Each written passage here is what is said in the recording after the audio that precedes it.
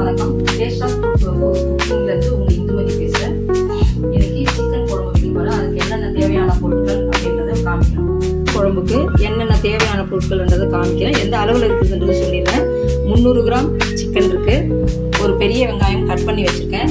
இன்னொரு பெரிய வெங்காயத்தை அரைச்சி வச்சுருக்கேன். பச்சை மிளகாயும் சேர்த்து அரைச்சி வச்சுருக்கேன். இஞ்சி பூண்டு பேஸ்ட் அரைச்சி வச்சுருக்கேன். கருவேப்பிலை, மிளகாய்த்தூள், மஞ்சள் தூள், காஷ்மீரி மிளகாய்த்தூள், கொத்தமல்லி, தேங்காய் அரை முடி தேங்காயும் கொஞ்சம் 5 பல் முந்திரியும் அரைச்சி வச்சுருக்கேன் நைஸாக. தக்காளி கட் பண்ணி வச்சுருக்கேன். 2 தக்காளியை கட் பண்ணி வச்சுருக்கேன். இது வந்து உப்பு, கரம் மசாலா, சிக்கன் பவுடர், இவ்வளோதான். எண்ணெய் இப்போது எல்லாம் மொத்தமாக அப்படியே ஒன்றா போட்டு பண்ண போகிறாங்க. அதனால் பாருங்கள், ஃபஸ்ட்டு சிக்கன் போட்டுருங்க. அடுத்து வெங்காயம், அடுத்து அரைச்ச வெங்காயம், மல்லி, தலா, உப்பு, சிக்கன் பவுடர் எல்லாத்தையும் ஒன்றா போட்டாச்சு. காஷ்மீரி மிளகாய் தூள், உப்பு, மஞ்சள் தூள் எல்லாம் ஒன்றா போட்டு நல்லா கலந்து விட்டுட்டு நல்லா குக்கர் மூடியை போட்டுட்டு விசில் போட்டு வச்சுருங்க. ஒரு 3 விசில் வந்ததுக்கப்புறம் நம்ம ஓப்பன் பண்ணிக்கலாம். சிக்கன் குக்கரில் வந்து விசில் வரதுக்குள்ளே நம்ம இட்லி ஊற்றலான் இருக்கேன். இட்லி மாவு இந்த மாதிரி பதமாக இருக்கணுங்க. இப்படி இருந்தால் தான் இட்லி உங்களுக்கு நல்லா புசு புசு வரும். இந்த மாதிரி இருக்கணும். அப்படி எங்களுக்கு சொல்லிக் கொடுங்க அப்படின்னு சொன்னீங்கன்னா நான் உங்களுக்கு வீடியோ போடுறேன். இப்போ தட்டில் பாருங்கள், எண்ணெய் தடவி வச்சுருக்கேன். இந்த மாதிரி அழகாக ஒரு கரண்டி எடுத்து ஊற்றிட்டிங்கன்னா சூப்பராக இருக்கும். இதுக்கு மேலே என்ன பண்ணுறேன்னு சொல்லுங்கள்.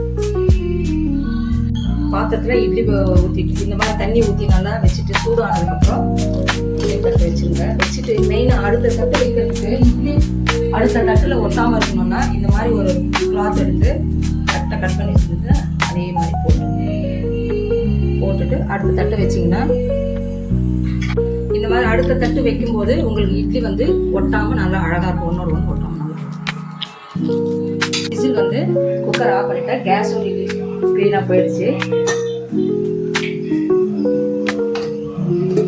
பாருங்கள் கிரேவி எப்படி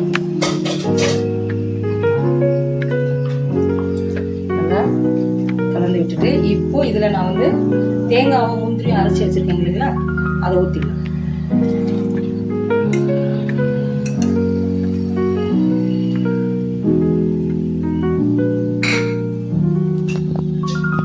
ஒரு 2 டம்ளர் தண்ணி ஊற்றி கலந்து விட்டுருங்க. இட்லியும் வெந்துச்சு, அதையே பார்க்கணும். வெந்துச்சா இல்லையான்னு தெரியணும்னா கையில் வந்து தண்ணியை நல்லா தொட்டு பார்த்தீங்கன்னா நல்லா அழுத்தி கொஞ்சம் தொட்டு பார்த்தீங்கன்னா தெரிஞ்சிடும் நல்லா வெந்துச்சு. ஒட்டவே இல்லை பாருங்க. அவ்வளோதான். நல்லா இப்படி தண்ணி தெளித்து விட்டிங்கன்னா எடுக்கிறதுக்கு ரொம்ப ஈஸியாக இருக்கும்.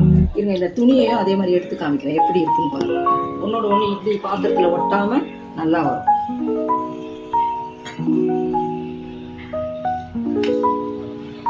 துணியில் கூட ஒட்டாமல் வருது பாருங்க. நல்லா கொதிச்சிச்சுங்க. ஸ்லோ பண்ணி வச்சுருக்கேன். இதை பாருங்க. இப்போ எடுத்து இப்படி பார்த்து இந்த திக்னஸ் தாங்க இருக்கணும் இட்லிக்கு. அதனால அந்த 2 டம்ளர் தண்ணி ஊற்றினேன்.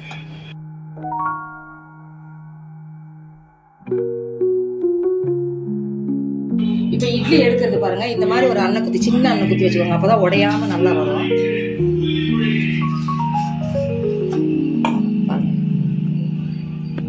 அவ்வளோதான்.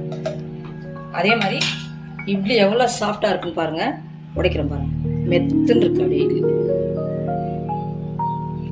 இட்லியும் சிக்கன் குழம்பும் சூப்பராக ரெடி ஆகிடுச்சு.